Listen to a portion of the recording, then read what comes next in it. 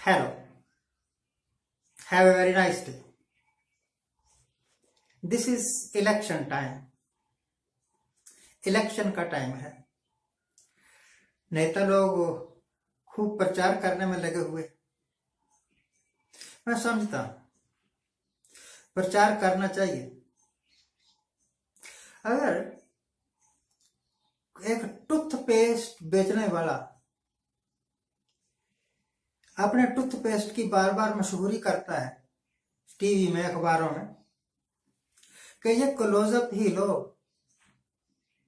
Close up से दांत सफेद होते हैं और ऑपोजिट सेक्स आकर्षित होता है। अगर ऐसी बाई हाथ मशहूरियां ना दें, बंद कर दें, बिल्कुल कोई मशहूरी नहीं, हमारा प्रोडक्ट बेस्ट है, इस करके बिकेगा ही, मशहूरी की कोई जरूरत नहीं है। तो आई एम श्योर कि एक महीने में ही कंपनी की सेल 25% रह जाएगी और एक साल के अंदर कंपनी को ताला लग जाएगा।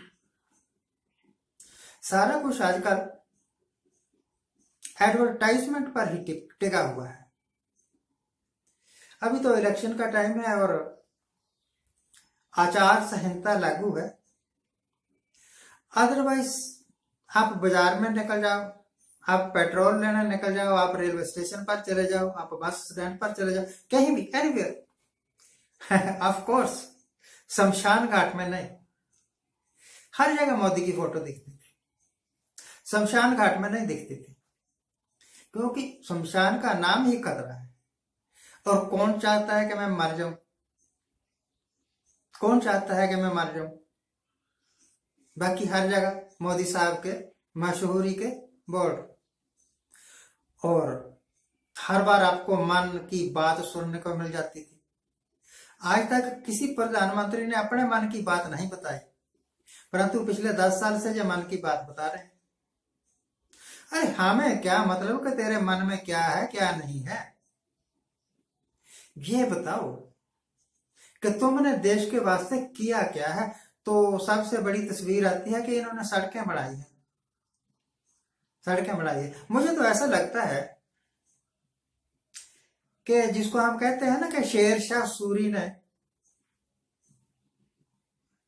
पाकिस्तान का वो क्या पेशावर से लेकर और कलकत्ता तक सड़क बनाई थी, शेरशाह सूरी ने, जिसको ग्रांड ट्रंक रोड कहते हैं आजकल, जीटी रोड। वो सड़क भी असल में मोदी साहब ने बनाई थी। उस वक्त वो शेरशाह सूरी के रूप में आए होंगे भाई। पर सड़कें बना देना ही क्या काफी है? जो राजा, जो प्रधानमंत्री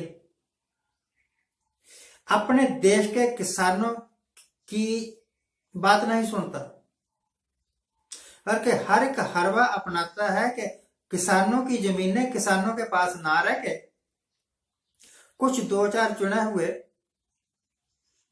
इंडस्ट्रियलिस्ट के पास चली जाएं। इंडस्ट्रियलिस्ट कहना चाहिए जाके चोर बाजार वाले सेठ कहना चाहिए, मुझे पक्का नहीं पता। और ऐसे ऐसे कानून बना दिए, किसानों की बात नहीं सुनी।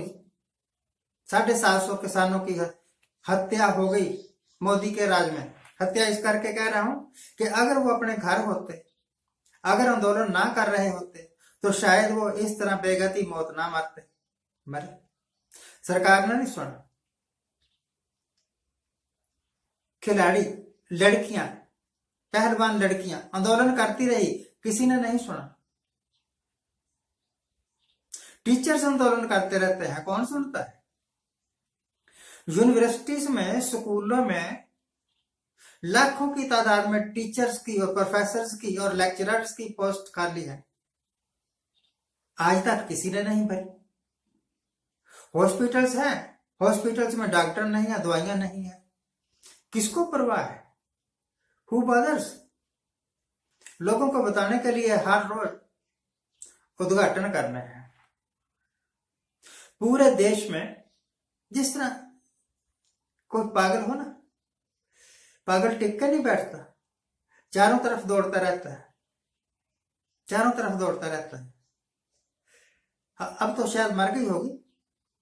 हजूर साहब में रेलवे स्टेशन के आसपास एक औरत बिल्कुल अल्प नंगी घूमती रहती थी, गालियां निकालती रहती थी लोगों को। पागल थी, उसको अपने शरीर की सुध बुध नहीं थी। नंगी है तो नंगी ही है, भूखी है तो भूखी ही है। महीनों बीत जाते होंगे उसको सिर पर कंघी किए हुए, परंतु है पागल। जिधर उसका दिल चाहेगा जाएगी, जो कुछ उसका दिल करेगा बोलेगी। यही हाल हमारे लीडर्स की है, खासतौर पर प्रधानमंत्री की बात करता हूं मैं। एक एक दिन में 4-4 रैलियां, रोड शोज।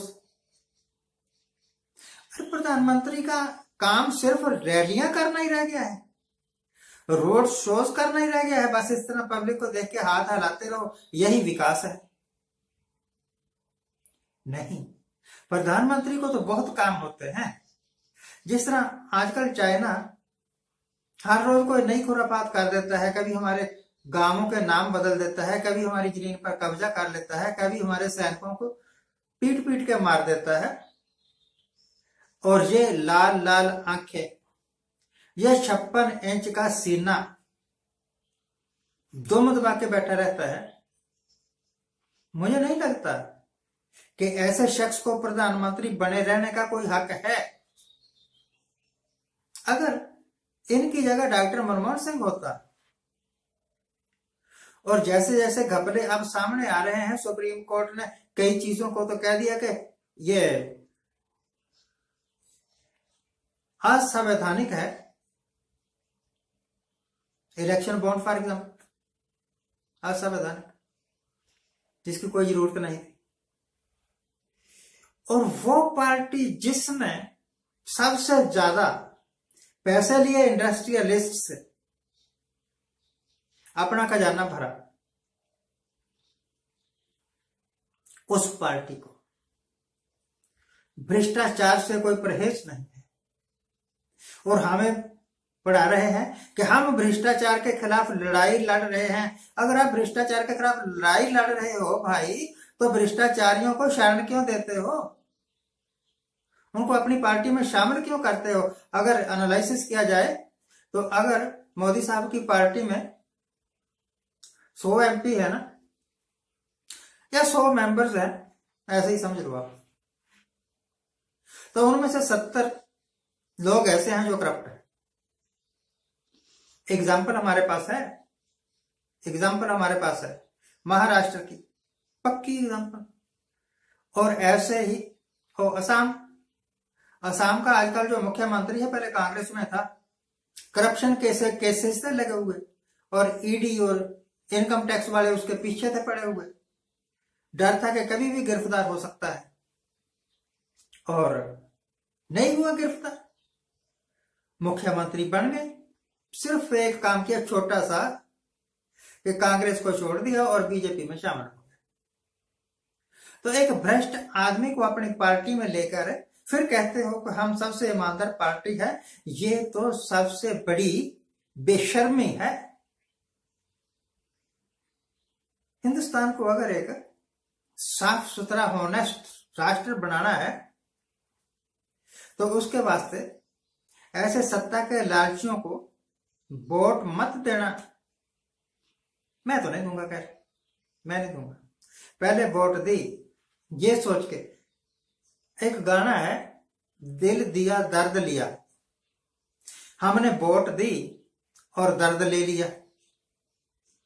गाना फिल्म तो पता नहीं कैसी होगी कैसी नहीं, परंतु इनको वोट देने के बाद, इनको राजगद्दी पर बैठाने के बाद हमें पता चला कि पेट्रोल की कीमतें किस तरह शूट करवा सकते हैं, ये LPG की कीमतें किस तरह शूट करवा सकते हैं, अब महंगाई को किस तरह घेर घेर के हमारे सिर पर ला सकते हैं। Thank you very much for watching, keep watching, please subscribe.